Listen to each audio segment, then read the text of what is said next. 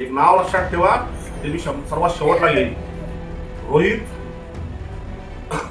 चव्हाण, तो मुलगा हॉस्पिटलमध्ये ऍडमिट आहे, त्याच्याबद्दल सगळ्यात शेवटला बोलतो. इलेक्शन कमिशन आणि आरो, इलेक्शन कमिशन आणि आरोची जबाबदारी फक्त विपक्ष आणि अपक्षासाठी आहे का? चुका दिसला की त्यांचे फॉर्म बाद, अवैध. 70च्या वर माझ्या पत्नीने उमेदवारांच्या, जे सत्तेधारी सध्या आहेत ना, त्या 70च्या वरती माझ्या पत्नीने त्यांच्या चुका काढलेल्या आहेत. चुका अशा तशा नाहीत. ते वचनपत्र जे असतं ना, त्या वचनपत्रामध्ये स्वतःचं नावच नाही लिहिलंय आणि त्यांना इलेक्शन कमिशन वैध ठरवते. माझ्या पत्नीने सगळे फॉर्म व्यवस्थित भरलेले असताना सुद्धा तिला तिचा फॉर्म बाद केला. आणि सध्या आमच्या इथे चर्चा केली जाते, जितने फॉर्म मागे घेतला, जितने फॉर्म मागे घेतला, जितनी फॉर्मच भरला नव्हता, माझ्या पत्नीने भरला होता. कळलं का? त्यामुळे माझ्या पत्नीचा फॉर्म बाद केला, मागे नाही घेतला आम्ही. राहिला विषय, इलेक्शन कमिशन यांच्या बऱ्याचशा जबाबदाऱ्या असतात. आज डोंबिवलीमध्ये सत्ता मिळावी म्हणजे मला आश्चर्य वाटतंय, ते सत्तेसाठी भुकेले की लोकांची सेवा करण्यासाठी त्यांची कळकळ होते. पैसे वाटतायत, एकामेकाची डोकली फोडतायत, वार करतायत. अख्खा महाराष्ट्र बघतोय, अख्खा देश बघतोय, आपल्या डोंबिवलीवरती हसतायत. मी पुन्हा बोलतोय, हा जो आपला डोंबिवली शहर आहे, हा एक सांस्कृतिक, पारंपरिक व सगळ्या सणासुनांना एकत्र येणार आहे. त्या फक्त 5 वर्षाच्या खुर्चीसाठी तुम्ही एकामेकाच्या जीवावर या. अरे काय करायची आहे? वाढ बघा, पुन्हा 5 वर्ष कामं करा, 5 वर्ष कामं करा. लोकांना पैसे द्यायची गरज नाही तुम्हाला लोकांना.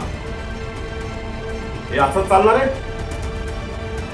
बस थांबवा, नाही तर लोक तुम्हाला आक्रोश दाखवतील. आणि हे ध्यानात ठेवा, मला असं वाटतंय की येत्या पुढच्या ज्या विधानसभा, लोकसभा या अशाच होतील का? वरिष्ठांना मॅनेज करतील. उद्या लोकसभेला, विधानसभेला जे उमेदवार उभे असतील त्यांनाही अशाच प्रकारे तुम्ही मॅनेज कराल का? मग तोही एबी फॉर्म भरेल, मग तो अधिकृत असतो नाही तर अपक्ष असतो. अरे लढा, आम्ही लढायला तयार आहोत. लढू, हारू, जिंकू, काय फरक पडतोय? सत्तेसाठी तुमची कळकळ की सत्तेसाठी भूके? काय समजायचं? बस करा आता. लोकांना आता कंटाळा आलाय, लोक वैतागले. चर्चा होते, त्या पक्षाचा काहीतरी सन्मान ठेवा, त्या आपल्या डोंबिवली शहराचा काहीतरी सन्मान ठेवा, आपल्या संविधानाची काहीतरी तुम्ही इज्जत ठेवा, लोकशाहीची इज्जत ठेवा, जनतेच्या मनामध्ये तुमच्याबद्दल आदर प्रेम वाढवा. अशाने संविधान राहणार नाही आणि तुम्ही हलवू शकणार नाही, तुमची पात्रता पण नाही. येत्या पुढच्या पिढीला तुम्ही काय उत्तर द्याल? उद्या माझा मुलगा मोठा होईल, त्याला या गोष्टीचं निदान एक मान राहील, सन्मान राहील, त्याला अभिमान राहील. बाबा माझ्या वडिलांनी कधीतरी माझ्यासाठी किंवा माझ्या आपल्या ह्या पिढीसाठी आवाज उचलला होता. तुम्ही कधी आवाज उचलाल? आणि जे सध्या सत्ताधारी जे सध्या करताय ना, हे तुम्ही आज शंडासारखे बघत असलात ना, तर उद्या तुमची मुलं तुम्हाला, तुमची उद्या पुढची पिढी तुम्हाला प्रश्न करेल. हे ध्यानात ठेवा.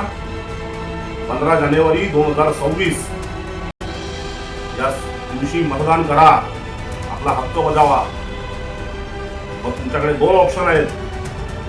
एक सत्ताधारी पक्ष जिथे बिनविरोध निवडून आलेले आहेत, स्वयं घोषित राजा, आणि दुसरं ऑप्शन तुम्हाला नोटा आहे. अपक्षही असतील कुठेतरी किंवा अधिकृत उमेदवारही असतील अदर पक्षाचे.